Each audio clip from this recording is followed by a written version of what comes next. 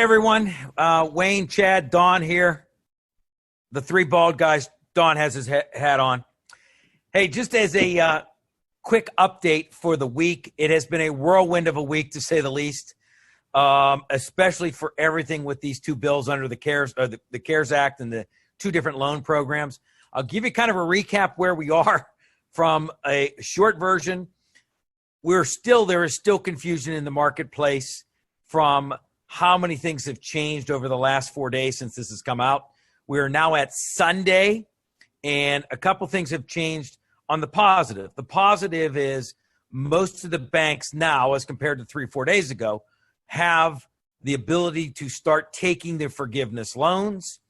But what we are finding with some individuals and clients who tried to do this, they are forgetting things, and they've already made mistakes about what's included as compensation, right? Or wages, or that whole category. Does it include 1099 or not? So one thing I would say to everyone, please reach out to us. We are trying to follow every single one of these with the banks. We're at 159 banks we now have in our database. We have the toolkit to compare your current payroll and all your bills and all those kinds of things to determine what could a potential loan look like. And I think more importantly, it's the materials that you're going to need to have for the bank, and then secondarily, how you're going to back all this up. And that's where the clarification is. Clearly now, the banks are saying they're going to take on this enormous task of determining is the loan forgivable. But we've had 3 client calls today related to what these were actually prospects of what they did and how they submitted. And I think it's time to step back a bit. So most importantly, next week, everyone needs to be looking at this in terms of, if you're going to do a forgiveness loan, you need to apply next week, into next week, and be ready for all the things. So, I would just say, if you're interested, we have done one-on-ones with almost everyone, and it's much more effective to that degree. And then we can tell you how we can help you.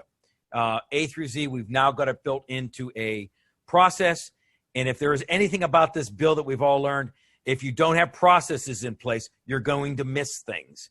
And you're leaving money there by just making some mistakes. And it's not to blame anyone. It's just, it's changing constantly. So that's my piece. Anything else, Dawn, Chad?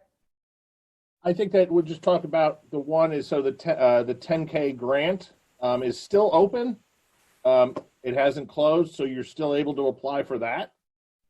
If that is part of it, and we will help you along with that. That's a pretty easy piece, but we want to make sure that it's not something that would affect you, or you have all the understanding that you need to continue on to the PPP grant, to the PPP loan, the forgiveness, the disaster relief loan, the $2 million is not up yet. Is that correct, Wayne?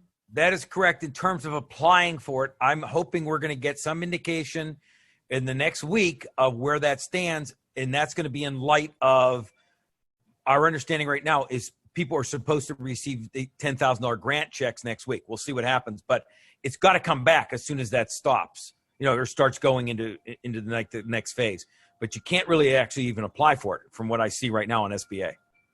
And we also have not seen or heard from anyone that has actually physically received the money for forgiveness. So that's a misnomer on media.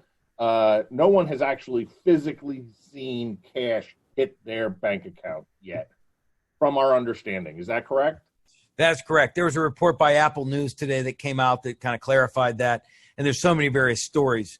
Once we get, at some point next week, we will hopefully get confirmation of someone across the United States is going to tweet or do something.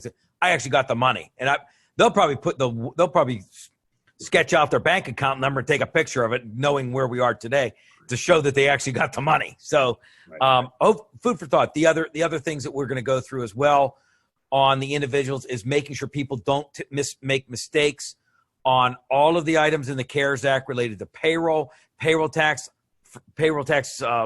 deferment, which all of that is starting in this next pay cycle. So there's a whole other component to it And oh, by the way, last thing is there's refunds coming out this week for the tax rebate. And that's a whole nother thing that's going on. So more important than anything else is it's individualized, as we said. Please let us know. We've sent follow-ups to everyone who's been on the calls and hopefully talk with you one-on-one.